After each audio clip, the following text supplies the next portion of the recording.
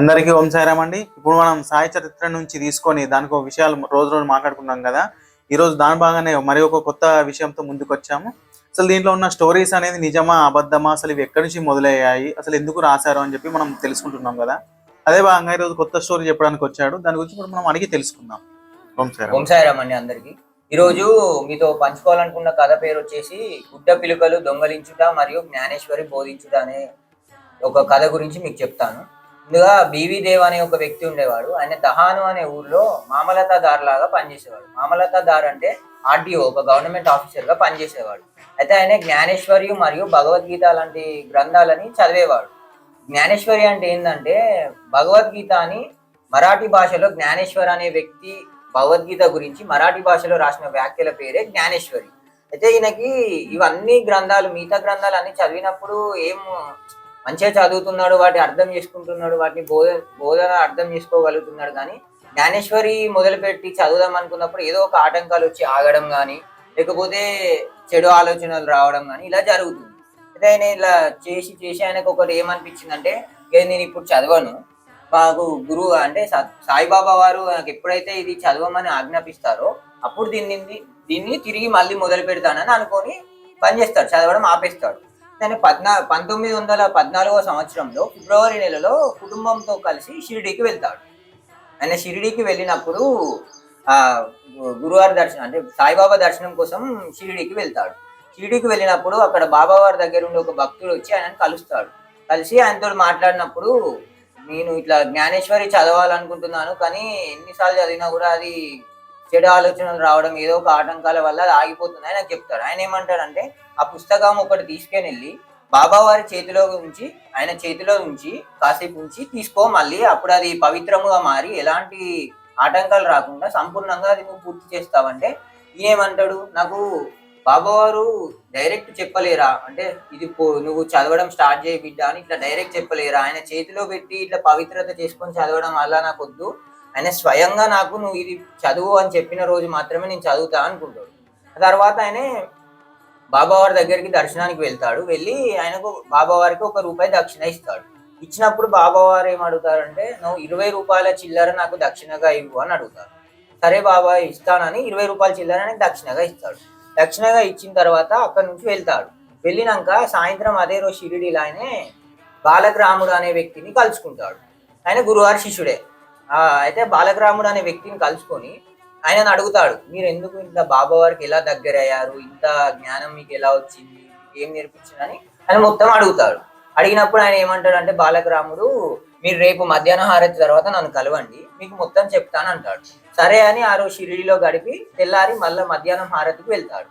వెళ్ళి హారతి అయిపోయిన తర్వాత మా బాబావారిని దర్శించుకుంటే మళ్ళీ బాబావారు ₹20 దక్షిణ అడుగుతారు.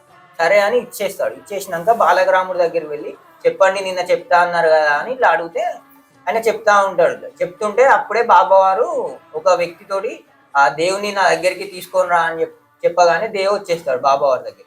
రాగానే కోపంగా ఇట్లా, నువ్వు ఎవరి దగ్గర ఉన్నావు, ఏం మాట్లాడుతున్నావు అని బాబావారు అడిగితే, ఇట్లా బాలకరాముడి దగ్గర మీ లీలలు వింటున్నాను అయ్యా అని ఆయన చెప్తాడు.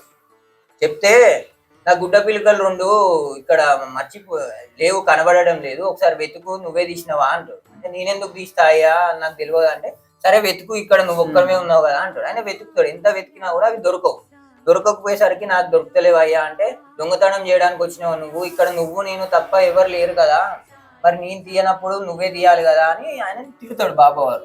తిట్టినప్పుడు నాకేం సంబంధం లేదా, నేను తీయాలి అంటే అయినా కూడా వినకుండా తిరుగుతూనే ఉంటాడు.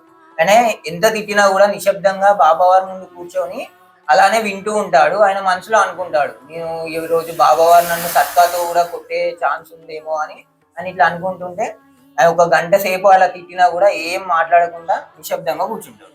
అయితే బాబావారు అప్పుడు, సరే నువ్వు వాడాకి వెళ్ళు అని పంపిస్తారు. పంపించిన తర్వాత సాయంత్రం అందరికి కబురు పెడతారు, అందరూ నా దగ్గరికి రండి, ద్వారకామాయికి రండి, ఇక్కడ కూర్చొని ఉన్నాను అని చెప్పి ముఖ్యంగా దేవుని తీసుకోరండి అని బాబావారు చెప్తారు. ఇప్పుడు దేవు వచ్చిన తర్వాత బాబావారు ఇప్పుడు ఆయన దగ్గర మళ్ళీ ₹25 దక్షిణ తీసుకుంటాడు.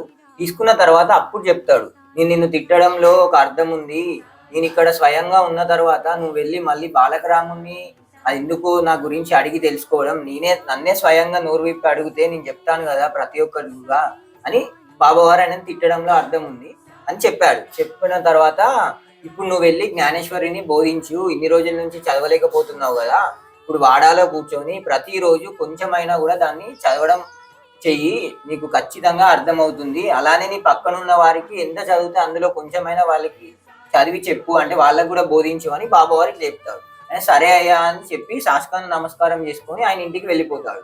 ఇంటికి వెళ్ళిన తర్వాత కరెక్ట్ ఒక 2 నెలలకి, అంటే ఏప్రిల్ 2వ తారీఖున ఆయనకు ఒక స్వప్నం వస్తుంది.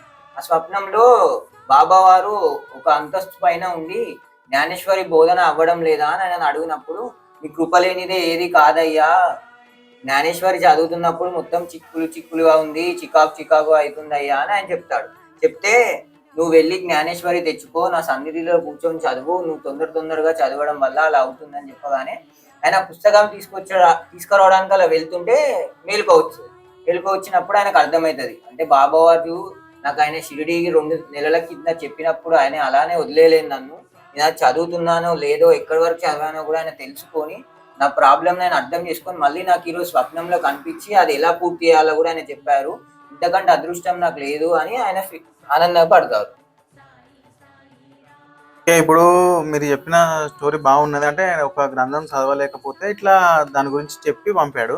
ఇక్కడ అర్థం కాదు ఏంటంటే, ఇప్పుడు ఒక గ్రంథం గురించి ఆయనకు సమస్య వచ్చి దాన్ని చదవలేకపోయినప్పుడు, ఇప్పుడు 2 సార్లు పిలిచి ఇచ్చిన దక్షిణ తీసుకోకుండా అడిగి మరి నాకు ఇంత ఇవ్వాలి అంత ఇవ్వాలని చెప్పి తీసుకొని ఏదో గుడ్డ పెలుకలు అని చెప్పి ఇదంతా అసలు ఎందుకు చేయడం జరిగింది నాకు అర్థం కావట్లేదు. ఇది ఎవరైతే పాపకర్మలు ఉంటాయో వాళ్ళు ఆ కార్యం జరగకుండా ఆ కర్మ అనేది వాళ్ళని ఆపుతుంది కదా, అలాంటి వ్యక్తుల దగ్గర బాబావారు ఈ దక్షిణ అనేది తీసుకొని దాన్ని దునికి లేదా లేకపోతే ఏదైనా దైవ కార్యాల కోసమే వాడేది తప్ప ఆయన సొంత వాటికి వాడేది కాదు.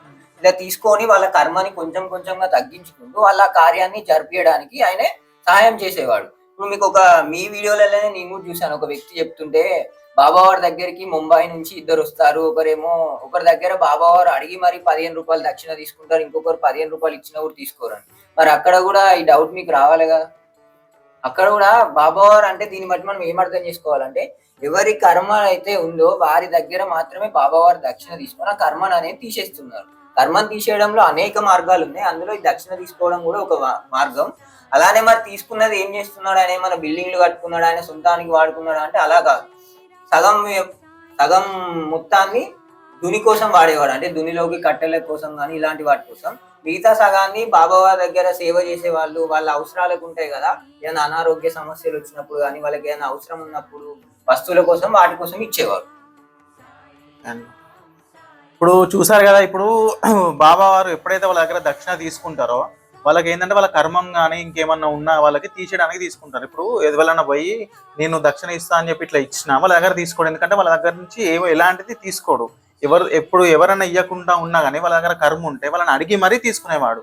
ఇప్పుడు దీన్ని బట్టి ఏంటంటే దక్షిణ తీసుకునేదే వాళ్ళ దగ్గర కొంచెం పాపకర్మను తీసేయడానికి అని చెప్పి ఈ స్టోరీలో మనకు క్లియర్గా అర్థమైంది. మీరు కూడా చూస్తున్నారు కదా, ఇలాంటి వీడియోలు ఇంకా మీకు వస్తూనే ఉంటాయి. చూస్తూనే ఉండండి voice of Sai YouTube channel. ఓం సాయిరామ్.